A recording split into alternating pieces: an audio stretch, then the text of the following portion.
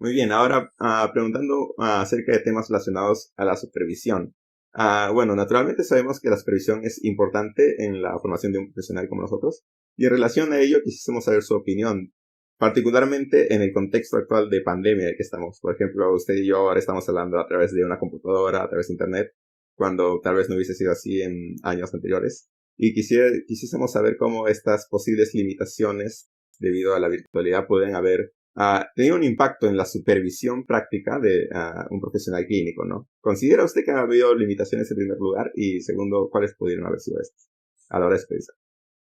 Bueno, pues la virtualidad siempre tiene sus limitaciones y una de las limitaciones de la virtualidad en el contexto terapéutico es que no puedes ser capaz de controlar todo lo que hay alrededor del paciente. El paciente está en casa y no puedes controlar, por ejemplo, lo que suceda en casa. No puedes controlar la conexión a Internet por parte del paciente porque puede que sea ineficiente y eso afecte significativamente el proceso. No puedes controlar, por ejemplo, eh, una presencialidad legítima entre el paciente y el terapeuta para fortalecer más la alianza terapéutica, sino tiene que ser desde lejos, si me hago entender. Obviamente yo he leído artículos que dicen que no, pues que eso no afecta mucho. La verdad es como lo mismo, ¿cierto? Pero para mí sí, porque pues estamos hablando del contacto humano versus el contacto con las máquinas, ¿no? Puede que nosotros sembremos la misma empatía, tanto presencialmente, que José esté conmigo aquí hablando en persona, como pues por computador, pero no va a ser lo mismo, ¿cierto? Em, ¿Qué más? Para los psicólogos creativos que normalmente ya sabemos aplicar terapias con carritos, con plastilina, con recortes, pues también nos vamos a limitar porque entonces, ¿qué hacemos del otro lado? Nos las ingeniamos como con lo que sea que tengamos en nuestro consultorio para que se genere un mensaje, para que se genere una aproximación más a la flexibilidad psicológica, pero no va a ser lo mismo porque no es lo mismo que tú pongas, por ejemplo, a expresar una metáfora que aplicar una metáfora o a desarrollar una metáfora a través de actividades presenciales y creativas, ¿cierto? Entonces, sí que estamos en una nueva era y es la era de la digitalización. La pandemia nos ha ofrecido eso como regalo, nos ha amplificado cada vez más eso, pero siento que esas son las limitaciones, ¿de acuerdo? Yo soy una persona pues que se caracteriza por tener una creatividad significativa y me coarta un poco, es decir, me limita un poco pues estar ahí en la pantalla. Por eso yo digo como, como bueno, ya estamos en una era en donde ya el COVID va disminuyendo y ya hay más controles y contingencias de asistencia presencial. ¿Por qué no vuelven a la psicología? ¿Qué es lo que pasa? Pues lo que pasa es que digamos que estamos en un contexto virtual que incluso es mucho mejor que la presencialidad, ¿cierto? Porque pues puedes estar al alcance del paciente en cualquier lugar, ¿cierto? Porque puede reducir los gastos económicos del paciente, ¿cierto? El paciente no va a tener que trasladarse de un lado a otro, sino que justamente lo va a hacer desde la comodidad de su casa, desde la comunidad de su domicilio. Y obviamente, pues si bien hay cosas completamente benéficas, pues en cuanto a presencialidad y demás, pues también o sea, va a tener como sus pros y sus contras. Y eso es como mi exposición acerca digamos que las dificultades que he tenido, más que todo conexión a Internet. Uy, Virgen Santísima. Estamos aplicando X o Y intervención o estamos hablando de X o Y cosa cuando de repente uno se ve hablando solo. Y eso es muy frustrante. Eso es muy aburridor. Uno como, ay, no, ¿cómo así? ¿Cierto? O incluso es frustrante y aburridor que el paciente te diga, sí, doctor, nosotros tenemos muy buena conexión a Internet y la primera sesión empiecen a hablar así y a pegarse y no, no se va a poder. Porque es que eso es otra de las cosas como muy exigentes pero en la redundancia, que se le exige al paciente. Usted tiene que tener buena conexión a Internet y tiene que tener un lugar seguro en donde usted y yo hablemos. Pero ¿qué tal si te apasionas con el caso de una niña o de una familia que realmente necesite de tu ayuda, pero no cumplen con una de estas dos condiciones? ¿Qué le tienes que decir? No, muchas gracias, hasta luego, chao. Pues eso en la presencialidad no se vive, ¿cierto? Entonces son cosas que uno dice como, ah, qué mamera. Pero pues bueno, hay que, yo por ejemplo como estudiante de maestría, se me ha dificultado mucho eso, porque yo quiero atender, porque no me importa la conexión a internet, pero pues ya con el paso del tiempo te importará. Ahora, estás ocupado, necesitas trabajar, necesitas estudiar y se te olvida enviar el enlace de atención, es decir, tú le envías el enlace de Teams al paciente un día antes, pero estás tan enfrascado en tus trabajos que se te olvida enviar el enlace. Y justamente cuando lo vas a enviar te quedas sin internet. Otra de las cosas que me dice como, ah, qué mamera, qué jartera, pero bueno, así es. Esas son como las limitaciones. Esas son como las limitaciones que yo le veo a esto del internet. Aún así, pues sigue siendo bastante efectivo, pero depende de invertir en muy buen internet.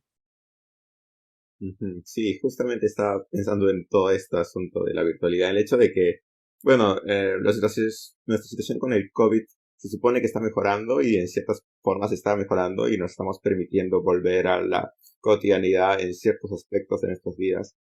Pero en ciertos ámbitos, como puede ser el nuestro, parece que esto de la herramienta virtual puede estar ha llegado para quedarse, como dicen algunos, ¿no? Este regalo de que ya está normalizando la idea de que podemos realizar nuestro trabajo a través de medios virtuales. Por esto que mencionó, para algunos es bastante cómodo quedarse en casa, tomar su computadora y atender su terapia de esa manera y bastante más eficiente para ellos y tal vez más eficiente para algunos psicólogos también.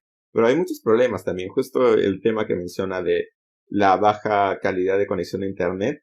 Yo personalmente definitivamente sufro de ese asunto, de ese mismo problema, como algunos que me conocen ya saben. Pero más difícil es cuando no eres tú, sino es cuando es la persona de que estás atendiendo. Y tampoco es algo que se pueda criticar porque hay cuestiones socioeconómicas que a poblaciones vulnerables no les permite tener una conexión tan eficiente. Y bueno, ¿qué puedo hacer yo ahora? ¿Cómo lo soluciono? Es una persona que requiere de mi apoyo, tal como se lo describe, y no tiene la conexión. Perdón, te interrumpo. Aparte, uno puede estar, por ejemplo, en 3 sesiones y en esas 3 sesiones ir a tope, fenomenal con el paciente. Chévere. Y lamentablemente a la cuarta sesión empieza a dañarse el internet. Y uno, ah, Mm. bueno, eso de pronto puede ser la casa de allá, todo bien. Pero después, otra vez. Y después, otra vez dificultades en conexión a internet. Y entonces el paciente te llama y te dice, no, pues que imagínese que tengo dificultades. Y el técnico viene, citamos al médico, al médico no, sino al técnico, perdón. Y el técnico viene de hoy en 8 días. Mm. Entonces uno le dice a la paciente, listo, hágale, no hay ningún problema, entonces nos vemos hoy en 8 días. Pero usted tiene que decirle esto a su profesor, ¿cómo se le dice? A su director del centro de psicología o a su profesor o a su supervisor del centro de psicología, ¿cierto? Y tú por más de que tratas de embellecer, de justificar, de decir, mire, yo quiero atender el caso porque vamos muy bien, otra de los defectos que con todo respeto, yo sé que eh, todo esto de la burocracia está sistematizado por alguna razón. Lo sé, soy consciente. Pero la respuesta de tu supervisor o del director va a ser tan fría como el Polo Norte. Suspenda el caso. Y no, pero, pero ¿cómo lo voy a suspender si vamos bien? Suspenda el caso. Si no tiene buena conexión a internet, si suspenda el caso. Ok, o sea, ¿qué es eso? ¿De verdad? Sí, o si no lo sancionamos a usted por incumplir en la prestación de servicio. Bueno, Wow. entonces, soy de las personas que piensa, no sé los demás qué pensarán, si me abucharían, si me tiraran tomates, pero creo que sí, ok, está bien la telepsicología y demás, pero se están poniendo un poquito nerviosos, pero súper nerviosos con todo esto de la conexión. Pues esperemos que no, suspenda y ya está. O si le falta el documento extrajudicial, cierre el caso. ciérrelo, pero ciérrelo y ya, le asignamos otro paciente. Siempre hay más pacientes. Ok, está bien, lo cierro, no me hagan nada, está bien. Es muy duro aceptar que en esta tecnología, pues como que las condiciones de psicología sean cada vez más duras, como fuertes con el paciente, ¿cierto? De malas si no tienes buena conexión a internet, de malas si no tienes un buen sitio en donde hablar, de malas en donde por el momento no te entiendo lo que comprendes y no puedes hablar por el chat, o si puedes hablar por el chat, si sigue fallando la conexión, entonces ya no te puedo atender de malas. Cosas así, que no, la verdad no me suenan. Yo sé que muchas personas en esta entrevista dirán, ah, pero es que eso es muy importante por tal y tal y tal cosa. Sí, porque el orden burocrático por alguna razón existe, ¿cierto? Por alguna razón existen protocolos, existen sistemas de atención y demás. Es una disciplina que tenemos que cumplir, pero se me hace muy rígida en este sentido, extremadamente rígida, hasta el punto de interrumpir un caso cuando va en el mejor momento de la evaluación o en el mejor momento de la intervención. Digo, como, chale, ¿en serio? Mm, Wow, sí, es bastante más duro de lo que habría podido imaginar, pensando en todo este tipo de cosas, bastante lamentable. Y justo esto que habla de, bueno, la burocracia existe como existe por algún motivo. Yo definitivamente no soy ningún experto en el tema. A pesar de ello, no tengo muchas cosas caritativas que decir sobre la burocracia, pero bueno, eso me lo reservo. Lo que, lo que más me llama la atención es el hecho de que, bueno, sí, pues hay estas errores de internet, conexiones de problemas de conexión, tu conexión es de calidad, y eso no te permite acceder a servicios psicológicos porque así se lo imponen a personas como usted que tienen que acatar estas órdenes para no sufrir repercusiones. Pero la cuestión para mí es que la mala conexión a internet no es un fenómeno aleatorio que le pasa a ricos y a pobres por igual, sino que hay personas que no tienen el dinero suficiente para una buena conexión. Así que como que más se perjudican las personas con menos recursos económicos en el tema de la salud mental, que es tan importante y que tan afectado se ha visto en los últimos años. Y me parece una cuestión que no había visto descrita de esta manera hasta este momento en el que estamos conversando sobre ello. Y justamente eso, bueno, en torno a la supervisión, ¿no? Que es por donde empezó la pregunta, el asunto de cómo afecta esto a la supervisión y el hecho de que tus supervisores te indiquen que tienes que cortar con un caso porque por tales motivos relacionados a la virtualidad. Así es lamentable, pero pues hay que hacerlo. ¿Qué ujú. más se puede hacer? Eso sí es, no sé, no me parece, pero bueno, Así así, estamos, pues. así estamos. Sí. Bueno, bueno. Muy bien, volviendo un poco al tema menos sombrío de la supervisión clínica, quisiera saber en cuanto a usted, tal vez, no sé si ha tenido experiencia supervisando a casos clínicos, específicamente sobre, digamos, terapia de aceptación y compromiso, ¿no? Personas que están empezando a trabajar con la terapia de aceptación y compromiso y usted está supervisando. Sí, pues yo fui supervisor durante 3 semanas en la Universidad Iberoamericana, una experiencia maravillosa, bonita, chévere, en donde pues por lo menos alcanzamos a atender un caso y les transmití pues a mis estudiantes pues digamos que los conocimientos suficientes en formulación, pero también en terapia de aceptación y compromiso. Y fue genial, fue una experiencia muy bonita porque incluso ellos flexibilizaron su concepto de lo que pues era la práctica clínica.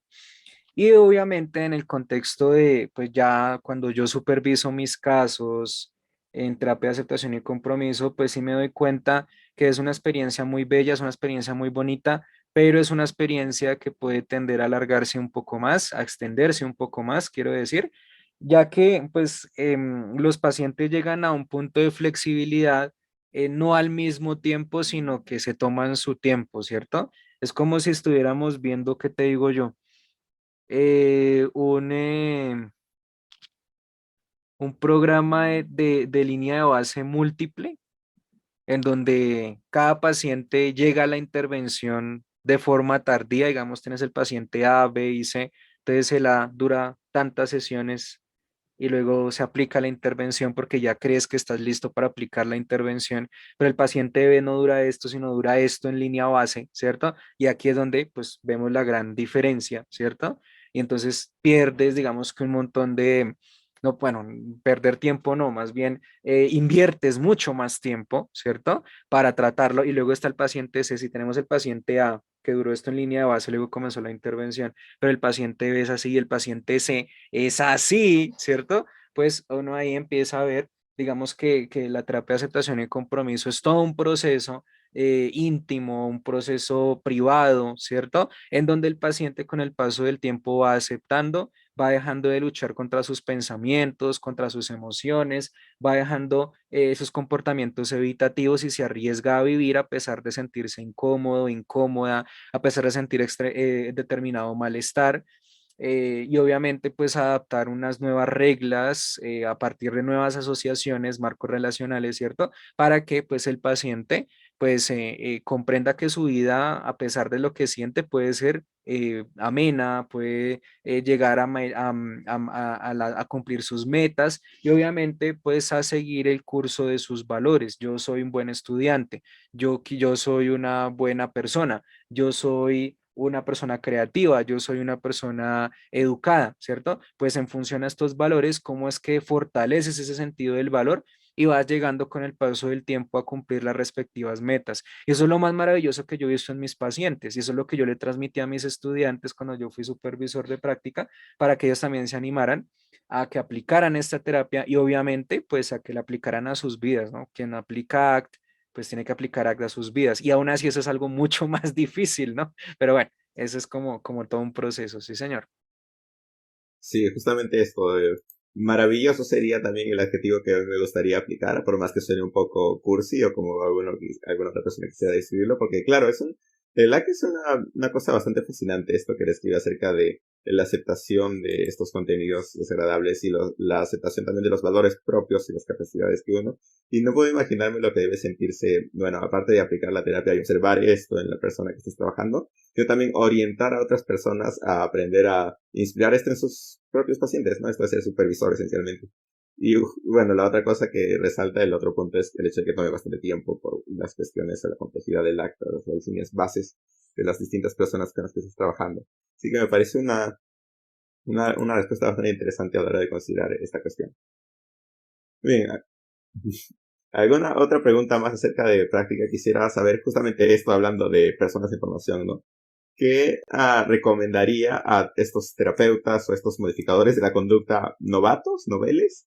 ¿Qué les recomendaría para la presentación de sus casos clínicos? Yo les recomendaría a estos, tú dijiste novatos, Mm, digamos, primerizos personas. sí, primerizas, completamente incipientes en este mundo del análisis de la conducta. No sé, pues va a sonar muy a cliché lo que yo siempre digo ya, pero creo que no se olviden del sentido humano. O sea, si usted quiere ser un buen conductista radical, no se olvide del sentido humano, no sea un robot, no sea un androide, ¿sí o no?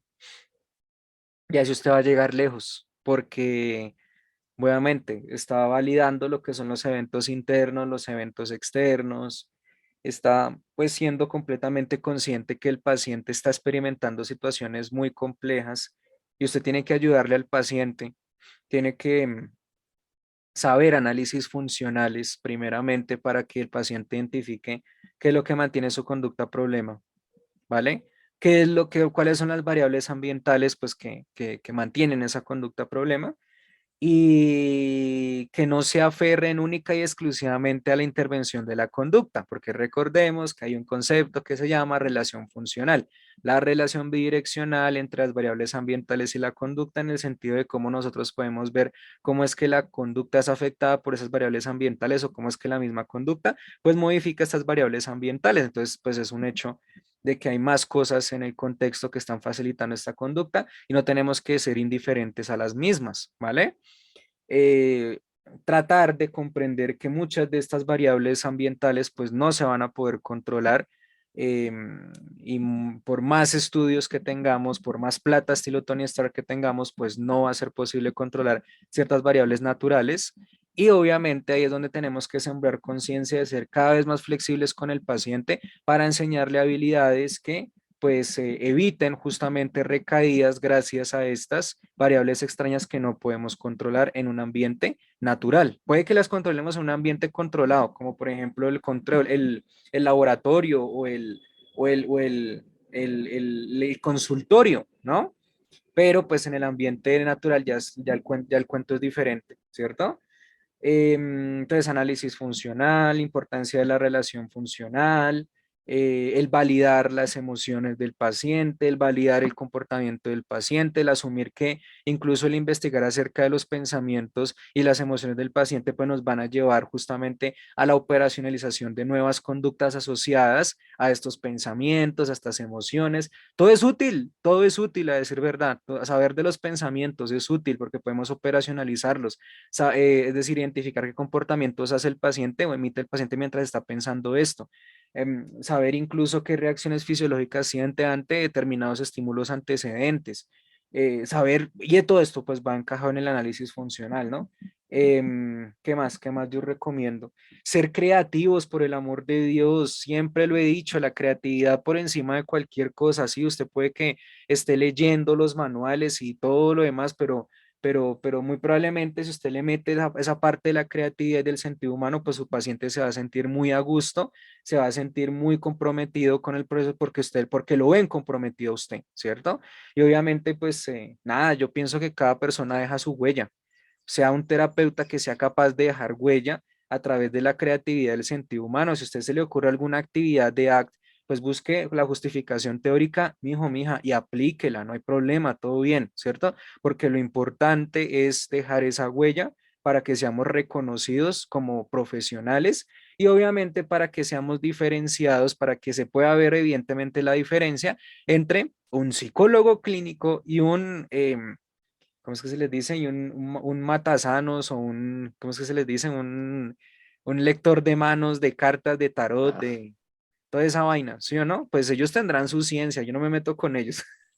Pero pues en cuanto a nuestra defensa, pues tenemos muchas herramientas científicas que pueden ayudar a las personas a que salgan de las dificultades en vez de que recurran a herramientas redundantes como pues la lectura de cartas que no los va a llevar a solucionar absolutamente nada, sino que pues va a aumentar cada vez más pues esa angustia, esa preocupación que tienen. Ay, el lector de cartas me dijo que iban a fallecer 5 familiares míos, Virgen Santísima, no, y ahora pues eso va a fortalecer más el malestar, ¿cierto?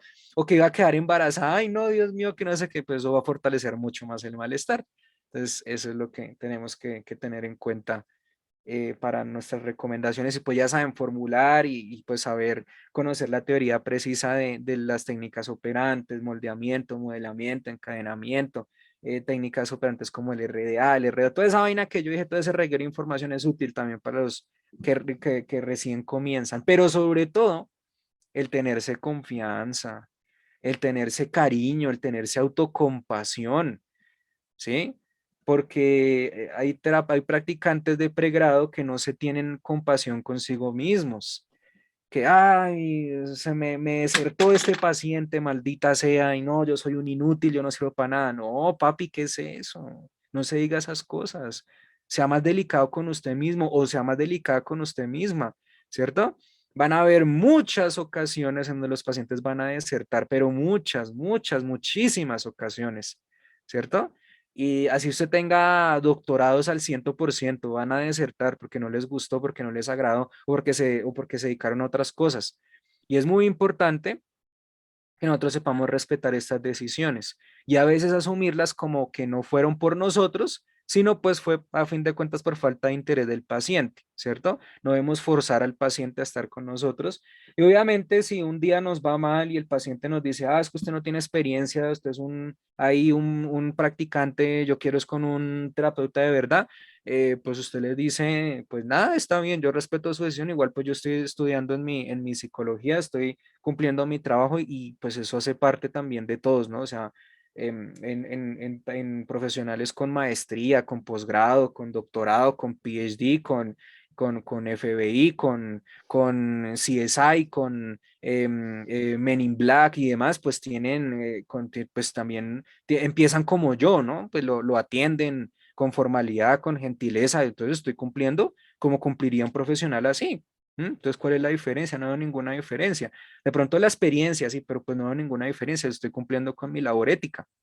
Y ahí, ¿cierto? Entonces, eso les recomiendo, que las cojan suave, ¿no? Que no se dejen también pegar de esos abucheos, de esos insultos de los pacientes que en ocasiones se ponen muy cansones, o incluso no se dejen amedrentar de los abucheos de otros compañeros que dicen hacerse, que se creen los tesos, los chachos, ¿no? Como que, yo sé más conductismo que tú, yo soy la verga y tú no eres nadie, o sea, nada, o sea, de fusionar, sí, distanciarse de todo esto para hacer un trabajo íntimo, íntegro, ¿cierto? Y mucho mejor, ¿vale? Porque si nos dejamos influenciar por todas esas vainas, pues cualquiera fracasa.